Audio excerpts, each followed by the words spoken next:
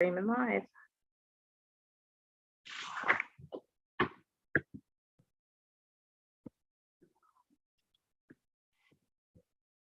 All right, good folks, welcome back. Another Hump Day Real Estate with Kendell and the DMV, and we have a special guest here today, the Maryland Mortgage Mama. Hey, how are you doing? Hey there, I'm doing great. I'm so grateful that you reached out, because there is just so much that needs to be talked about with regard to how student loans are affecting people's loans and all of that good stuff. And I'd love to be able to share. We welcome you.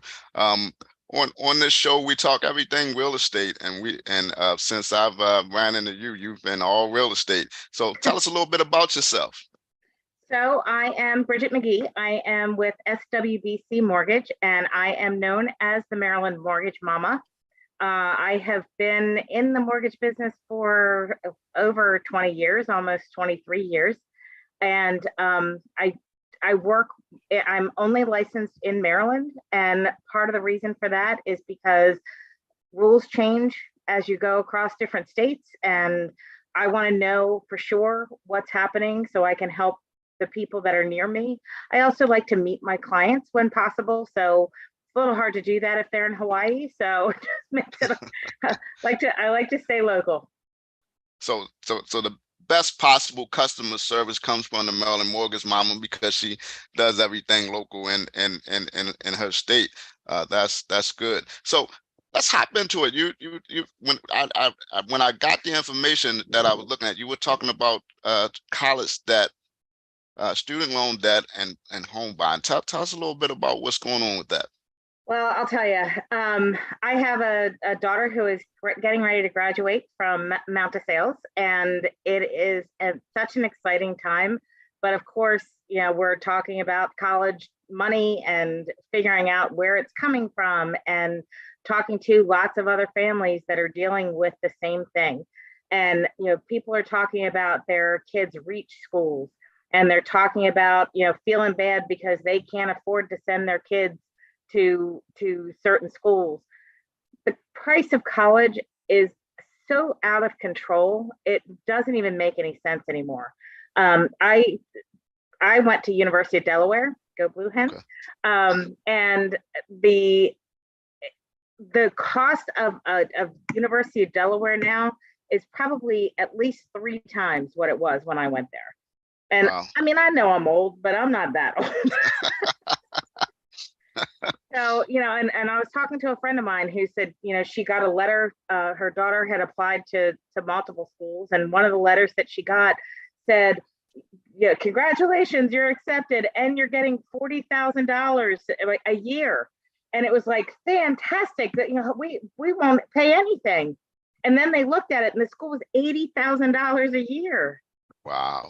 So, even with these great merit scholarships, these kids that have done everything with community service, with grades, with, test scores and all the things, the college debt is just, it's really scary. And one of the things that it affects, or it will affect long-term, is whether or not people are going to be able to buy houses. Wow, and I've seen that throughout the years. It's been crazy. I just had maybe 2 buyers that could not get approved. One buyer actually had a house on the market with a contract in hand, actually signed a contract, and part of the issue was that student debt. She could not go out and afford to buy anything. Yeah, and I think because, first of all, the debt has been, the college debt has been deferred. And with COVID, when that came in, were giving people deferments on their student loan debt, and it's not accruing interest, so people aren't paying it at all. And and we're seeing, since I'm looking at people's credit reports day in and day out, what I'm seeing is tremendous amounts of student loan debt. I had one couple that between the 2 of them had almost $800,000 in student loan debt. How is that responsible lending? Yeah. It just doesn't even make any sense. And one was I won't go specifics, but for so many of these folks, we're hearing a lot of talk about, oh, my student loans are going to be forgiven. That's all the talk. Everybody's loans are going to be forgiven. They're not going to forgive all these loans. Mm-hmm. And so many of these college students are, instead of having jobs, or in addition to having jobs, are using that student loan debt not only for their tuition, but to live. So they're just racking up more and more and more debt.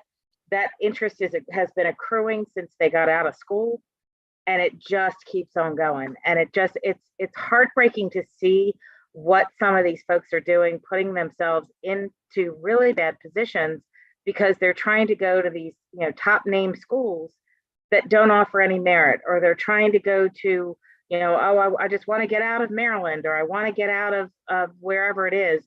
And so they're not necessarily looking at all the numbers. And where did they get this assumption from about that student debt is going to go away? I remember back in the 90s, one of my best friends, his dad he was for that. He knew he was going to schools at that time, and he knew almost to be a career college student, right? Because he knew he was going to keep deferring the loan. And it Right. sounds like that's what, like some folks that end up with 800,000, it sounds like that's what they have done.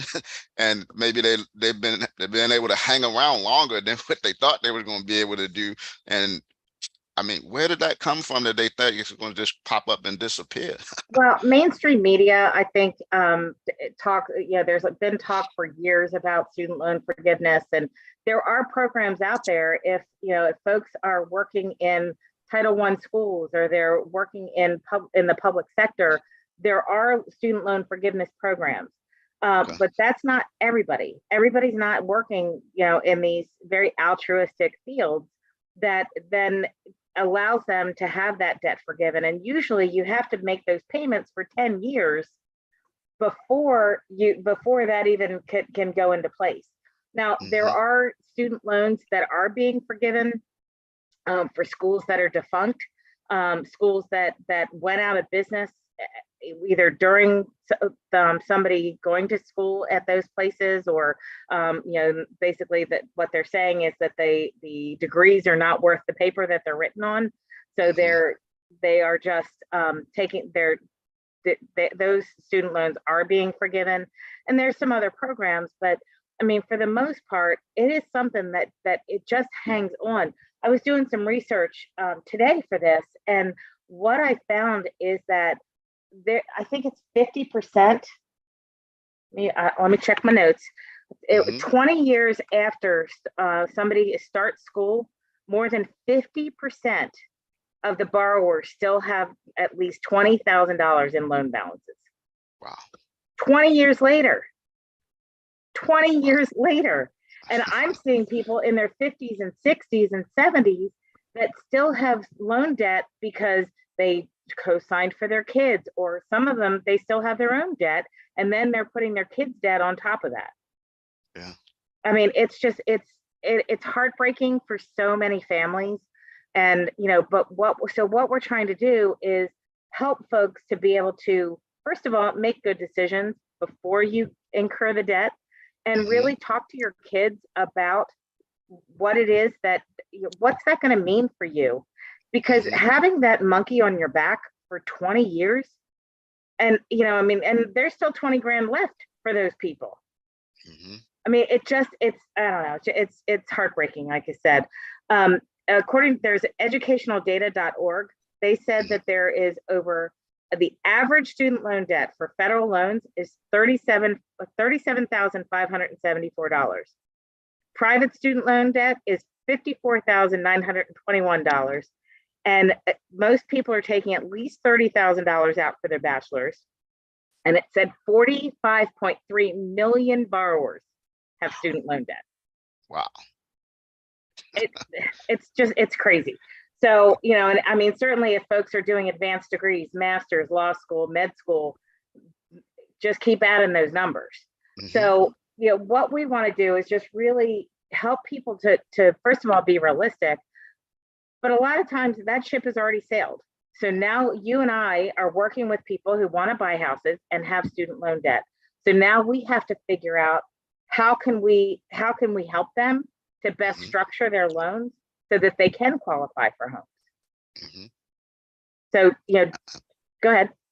No, and I was going to say, but and that's the a tough part, right? Because now, in today's market, the interest rates are high. So then we got interest rates high. So you got home affordability, and then you have the problem of the student debt. How are we managing that right now? Well, I'll tell you, the interest rates are actually closer to where the average has been over many, many, many years. These interest rates that we had a couple years ago that were 2%, 3%, and 4% were not normal. That was those are but a lot of times people are expecting to have those interest rates, and now they're in the 6s and the 7s, and people are going, wait, how am I going to do this? But beyond that, because those houses were at such low interest rates, people were bidding over. So now the comparable homes have sold at higher amounts, which means houses that maybe sold 5 years ago for 200,000 might be at 350 or 400,000 now. So it's going quick. So it's really, I think one of the biggest things is people have to know, they have to get the information.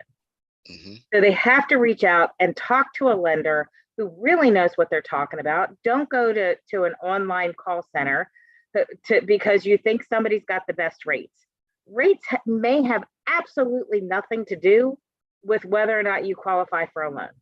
If somebody calls and says, I've got a 1% interest rate, can you match it? Well, what's your situation? Do you have student loan debt? Do you have car payments? The car payments I'm seeing now, I just saw one that was $1,200. And I'm going, for your car. And they can't afford to buy a house because now they have this $1,200 car payment. So, it's really determining where you are, and knowing where you want to be, and working with a lender who is really going to walk you through to help you to understand what's the best way for you to be able to navigate. And or if you're going to need either to get a second job to be able to pay things down, or what are you going to do to be able to mitigate some of those challenges that you've created over the years up to that point.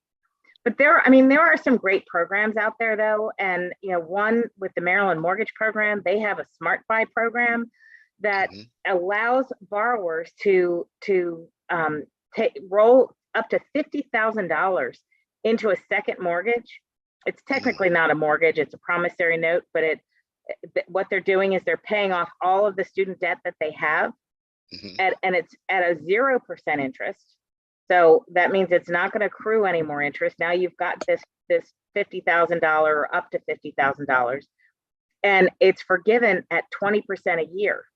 So within 5 years, all of that student loan debt could be forgiven. Now that's only for the 50,000. So the person has $100,000 worth of debt. That's they only wouldn't going to qualify. Okay, gotcha. They have to pay off all of the debt that they have.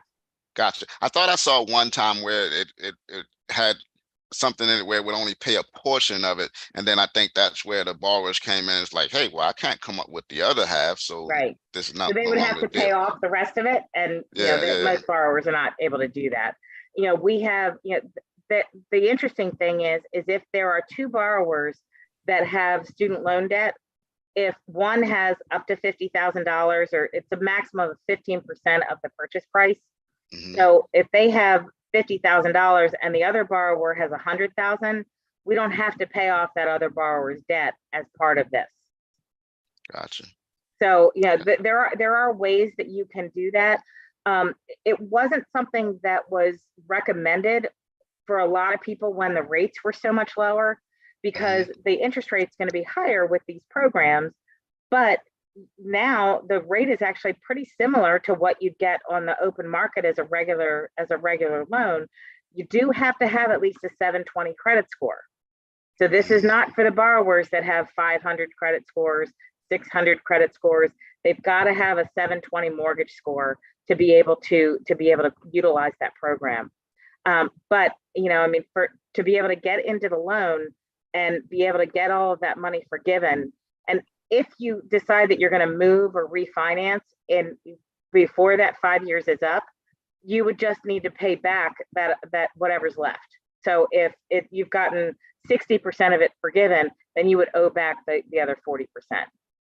Gotcha. Now, this may be a bad question. Maybe not. Some people may feel some kind of way about it. But with that particular program, where are we searching for that type of buyer? Because hey, you say 50,000, and then earlier we spoke about student loans being 40,000 or so per year. So it is. If we're going after that buyer, is it a targeted geographical area, or what? No, not really. I mean, there's a lot of borrowers out there that have $20,000, $30,000, $40,000 in student loan debt. That number, that 45,000, was an average figure, and that was countrywide. So that's not necessarily what everybody has. And certainly, that borrower who had the $800,000, of those borrowers that had the $800,000 in debt, that wasn't something that kind of changes the average, right? It's that's where we're looking at those numbers. So what we're trying to do is help people to understand that there are programs out there, but even the standard loan programs, how those loans are calculated can be different. So on an FHA loan, when a loan is in deferment, so you're not making any payments on that loan, we still have to count that some of a payment on that loan towards your debt. So we're going to be required to show at least 0.5% of that total bill towards your current debt. So even though you're not paying it, we still have to count it.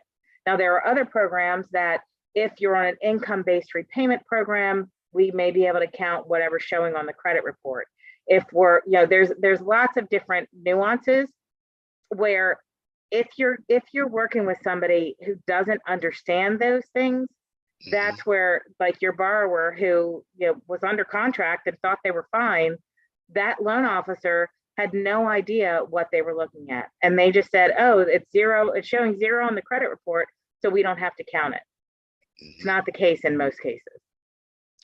Yeah, it's just gets weird when looking at this, because that every now and then that one borrower comes that has all this student debt, and unfortunately, they don't come to me with folks like the Maryland Mortgage Mama who understand exactly what's going on out there, and it doesn't waste all of our time, my time, the borrower's time, because if they don't, if they have the proper person looking at their file, then it saves a bunch of headache. That borrower then knows exactly what their plans are, and then they don't have to go in and bother people and start trying to look at houses and stuff, and they can't buy anything. Yeah. I mean, a lot of it is it's providing an education for folks so that they know what it is that they need to do. Sometimes people have just made decisions that are going to affect them long term. And, so it really is having that conversation so that you understand, like I said, where you are right now, so that we can show you what you need to do to go to the next step. We've got, like I said, when we have folks that have some student loan debt and they've got these high car payments, and they gave their car back, so it was repoed. They didn't give it back. We've got to be able to know what's going on with that and how quickly we're going to be able to move them forward. So making sure that people really are honest with their loan officer. So because you don't want something to show up at the last minute. Yeah. That is very major. Throughout the years, I've had folks who just want to hide something, and it's like, don't hide it. You have to come out with it, because at the end, you probably paid upwards $2,000 or so in this transaction already. and it's not an investment. It's something you're going to lose if you Right. don't close this thing out. So it's best to, tell the loan officer everything. And if it's not going to be, if you're not going to get an approval, you just can't get an approval right now. You have to come back and the loan officer will put together a plan for you to go and finally be approved at some point. But now just might not be the time, right? Yeah. Like, People say it's the right time to buy, go out and buy. Well, it may not be the right time for you. yeah. And so the right time to buy is really when it's the right time for you. So even when interest rates were at 18%, I hear that all the time, especially when I'm working with first-time buyers and I'm sitting, a lot of times I'll have meetings and their parents might be involved in the meeting, and they'll say, well, my first house was 18%, my first house was 20%. Yeah, but your first house was also $70,000. That their first house is going to be $400,000. It doesn't really, the math doesn't math. So we've got to be able to look at reality and help people. I had somebody the other day who said, well, I want to compare what I have right now with this 3.5% rate versus what the new house is going to cost me. Those are not things you can compare, because you're not going to get a loan that's 3.5%, and that house doesn't work for that family anymore. Right. They need to be able to move. When I have borrowers that are getting divorced, and they've got to refinance out of that loan that they refinanced a couple years ago because somebody needs to be bought out. We've got to look at what are rates today. Yeah. And so how you feel about, let's just jump into this real quick. I just heard that maybe the Feds may increase the rates again coming up in May. So there's talk that they may, there's also talk that they won't. When the Fed increases the rate, that number really affects the cost for banks to lend to each other. Right. So it's not going to necessarily run into what the mortgage interest rates are. It does affect them, but it's not like, I would have people when the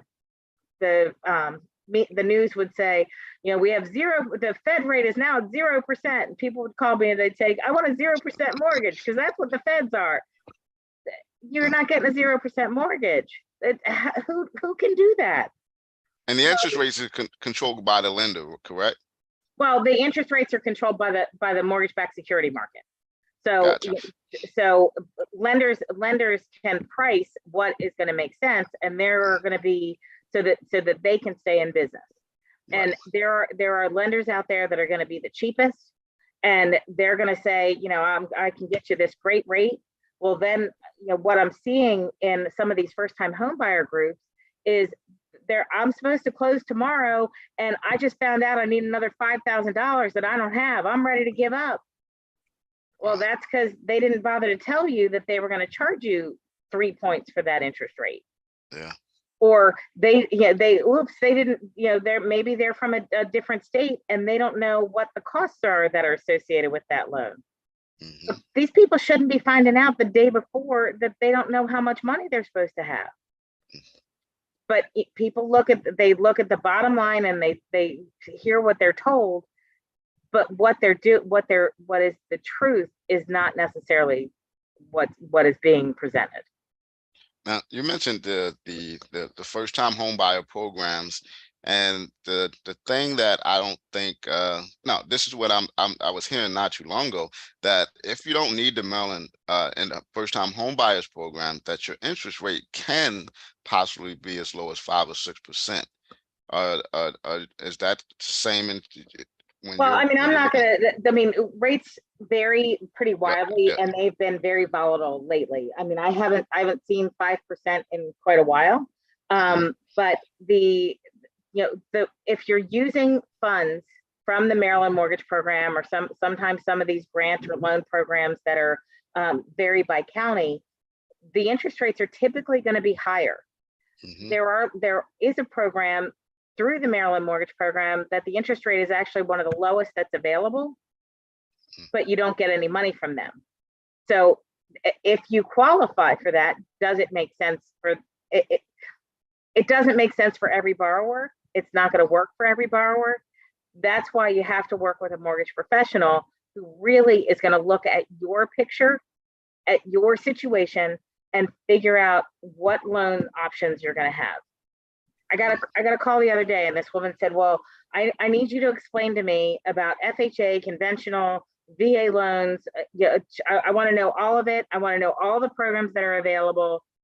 No, I can't do that, because it doesn't make sense for me to talk to you about a VA loan if you're not a veteran. Mm-hmm. So let's talk about what you can qualify for based on your income, your debt, your situation, so that I can give you your options and tell you why one may be better for you than the other. Yeah. And so, is there a time when you feel like a borrower, even though everybody comes and say, hey, I want the first time home buyers program, is there a time when you feel like, hey, if if you have the reserves, I think you should look at straight FHA mortgage without the down payment assistance program? And is it sometimes that you feel like you want to educate the people that they should save for their down payment instead of using those programs? Well, I always talk to borrowers about different options. So some of the programs are, because the interest rate may be significantly higher and their payment then doesn't work for what their comfort level is, then sometimes those first time buyer programs are not going to work for them. Maybe their income is over whatever the limit is for that particular program. Maybe they're buying in an area where a different program may make sense for them. So my job, the majority of my job, is really to educate. It's not just taking paperwork and asking you for your pay stubs and all of that. I have to do that, but it's really helping you to understand why one program may be better than another. So FHA just lowered their monthly mortgage insurance. So for a lot of borrowers that FHA didn't make sense before, FHA may be a great option for them. Mm-hmm. We also want to look at how long are they going to be in the house? What's going to change? The expectation is that most loans that people get into right now are probably going to be short-term loans. Mm-hmm. Because the expectation is that the rates are going to come down at some point, because rates are cyclical. Mm-hmm. So if the rate is going to come down, does it make sense for you to pay points? So a point is 1% of the loan amount that buys down the interest rate. So does it make sense for you to pay 3 points to buy down the interest rate, or to line the pockets of unscrupulous loan officers? Does it make sense for you to do that if the expectation is within 1 to 2 years or 6 months to 2 years, you're probably going to refinance that mortgage, because that money's going to get thrown away. Gotcha. So we also need to look at household income. So a lot of the first time buyer programs, and you don't even have to be a first time buyer to use those programs anymore. There's certain ones that are only for first time buyers, but the definition of a first time buyer is somebody who hasn't owned a home in the last 3 years. Mm-hmm. So if you inherited a house, your name is on that deed, you own a home, even if you didn't buy it. So, but there's other programs that work for buyers, as long as they don't own a house. If they sell the house in the morning and buy a house in the afternoon, mm-hmm. they're gonna qualify for that program. So we're gonna look at what's your comfort level for payment. But with the Maryland mortgage program, we look at household income. So if you're on the loan, but your spouse is not on the loan, maybe their credit's not great, but they make income and your spouse is going to be living with you, then we need to be able to count their income to figure out whether or not you qualify for that program. Mm. So do you qualify for the mortgage? That's based on your income. Do you qualify for the program is based on all income of everybody over 18 that's going to be in the house while at the onset of that loan. Gotcha. Okay. Okay. And so we're almost coming to the end here. Is there anything else that you wanted to really dive into? Well, you know, I mean, like I said, I mean, I think that if people want to be very careful when they are shopping for mortgages, that they are not looking only at interest rate. Interest rate's important. I understand that. I'm looking for the lowest amount of money out of my pocket. I'm looking for my lowest interest rate. But that education is a huge portion of that. And is it really the right loan for you? And are you going to have surprises the day before closing that may make it so you can't buy that house? Mhm. So work with a mortgage professional, work with somebody who's local, work with somebody who is referred to, you know, hopefully is referred to you. But, you know, I mean, you can check out my Google reviews, Bridget McGee, SWBC Mortgage, go onto my Google reviews and you'll see the type of work that I do with my buyers. As I always tell people, you're stuck with me. Well, once we get you into that house, it's not over, because I want to help you with your next house or your investment property or when your kids are buying. And you know, that's how I built my reputation, and is by taking care of people. The only way to stay in this business as long as I have is to know what I'm doing. And if I don't know something, I've got great people around me. My brother is my branch manager. So if I don't know something, usually he does, or he knows where to find it. So we've got an amazing team. Our processors, our underwriters are phenomenal. And you know, we want to make loans. We want to help people to be able to buy their homes. It's one of the greatest things. I've seen so many phenomenal people that have really, once they bought their house, how their lives have changed, because having those roots and not paying somebody else's mortgage or living in an apartment building where you got all the smells and everything else from every other apartment, there's something about it. You know, when you hear about people, I won the lottery. Well, what's the first thing you're going to do? I'm going to buy my mom's a house. Mm-hmm. What are you going to do? Well, I'm going to buy a house and then I'm going to do this, I'm going to do that. Everybody wants a home. And we're going to do everything we can to help folks to be able to make that happen.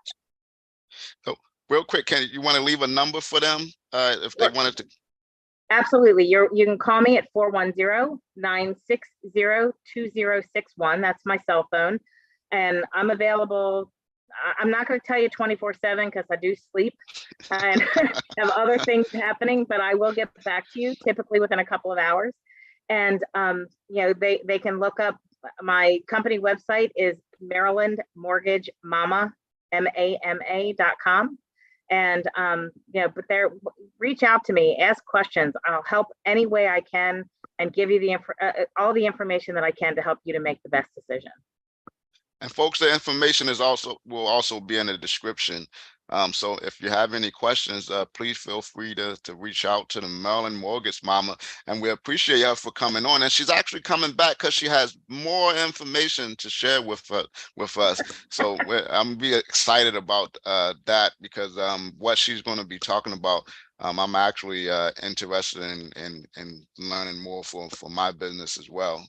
And Awesome. so once again, I appreciate you for coming out. And folks, it's another Hump Day Real Estate with Kendell, and we're signing off. Enjoy the rest of your week. Thanks so much. Thank you.